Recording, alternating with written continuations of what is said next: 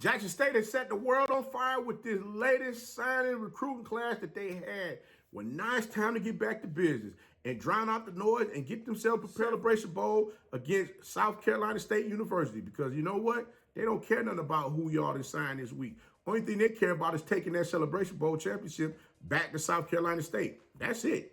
But hey, we're gonna break down what we're about to see here in this game for the Jackson State offense. You know it's your favorite coach back at it again. 10 toes down, about to tell you how it all went down. This is Tomorrow Leader Sports Network with your host, Coach Walker. If you're new to the channel, please like, share, subscribe. Hit that notification bell so you can get all upcoming videos. For all my leaders out there, welcome back. Y'all know the drill. Y'all know the routine. If you haven't done so already, make sure you hit that notification bell so you can get all upcoming videos. Like, comment, and share these videos as well. Also, tap in a friend or two. Tell them to come on in. It's nothing but positive vibes. We just having a good time talking about HBCU sports.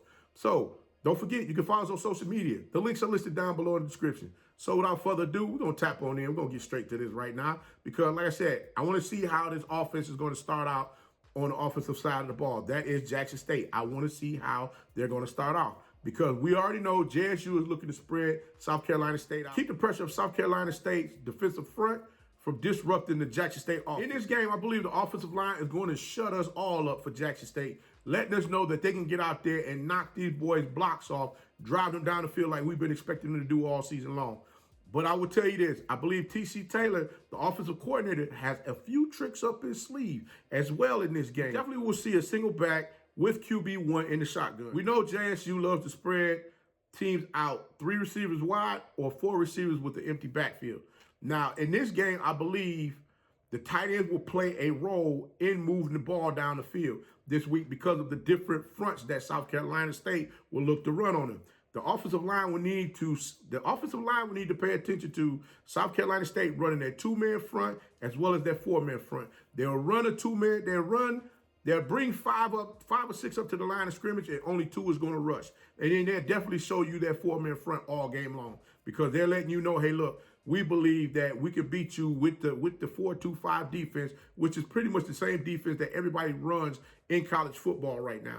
But like I said, everybody has a different variation of it, and South Carolina State is going to show us their variation of it, in which you're going to see 6 men on the line of scrimmage, and they're going to end up just rushing 3 and dropping the rest, or they might rush 2 and drop 4 back in the coverage. So there's a lot of different things that Coach Saxon is going to show against Jackson State in this game.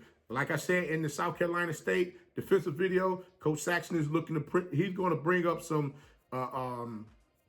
sexy, crazy fronts that Shedeur Sanders may not have seen before. He might have went and looked at some previous film of fronts that Shedeur might have had problems with throughout the season, and that's what he's going to look to run against him in this game. So guess what? Offensive line, you got to be on your job and do what you need to do. Now, one thing I'll tell you this, the offensive line, when they get that 2-man front, rush 3 and drop 5, they would definitely, they got to pay attention to a couple of these linemen. Number 96, Hawkwater. Number 98, Funderburk. Number 34, Sussman.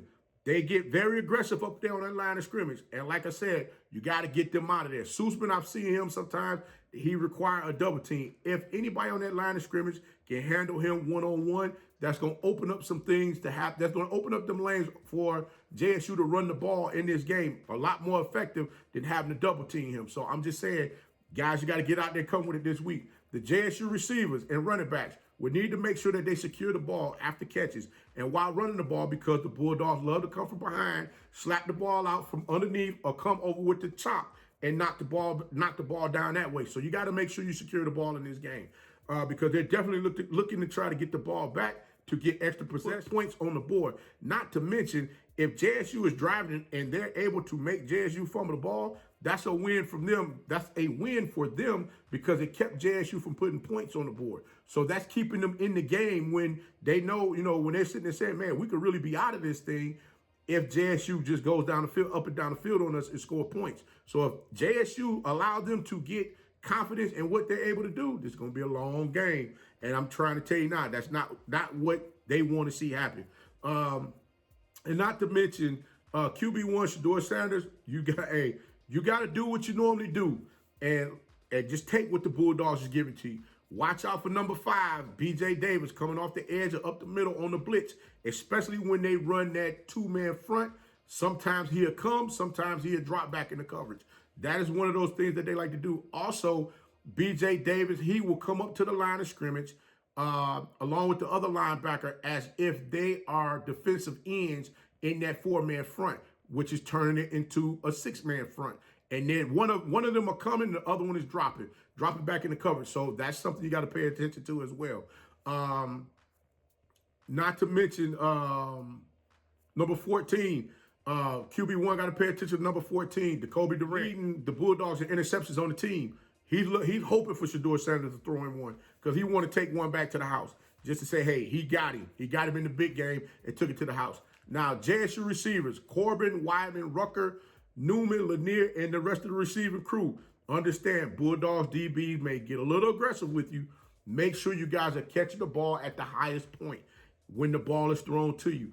Find the open spots within their defense so that Shedeur Sanders, QB1, can get you the ball and you guys get the extra yards after the fact. Once you catch the ball, make sure you secure. If you don't secure it, guess what? They're looking to, as I stated before, come strip the ball from you so that they can get that ball back to have extra possessions, keeping Jackson State from putting points on the board.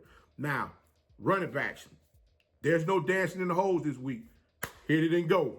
Pickett, Marshall, and Newman. You guys get that ball, hit it and go. Like I said, there's no dancing. Run the ball, hit the hole, and go. It's going to be that simple.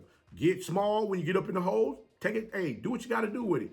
And then and let's get busy with it. Like I said, Pickett, waiting to see you come out here with beast mode again. Come out here to beast mode style like you did in the championship game. Run the rock, son. Let's see what you got going on. Hold on to the ball. Let's make sure everybody protect the ball this week.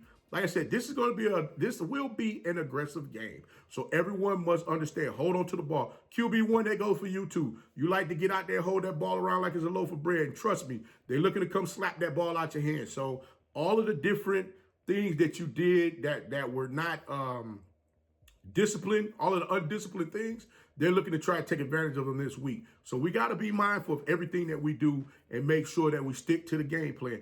Nobody needs to step outside the game plan and try to be Superman. Just do what you need to do and play as a team like you've been doing all season long and take this one. Go ahead and serve up the L and keep it. I'm going to be at the game. I'm going to be front and center like this. I'm going to be sitting there looking, trying to see what's going on. Until next time, guys, if you like the content, please like, share, subscribe. Hit that notification bell so you can get all upcoming videos. And remember, be the one and lead.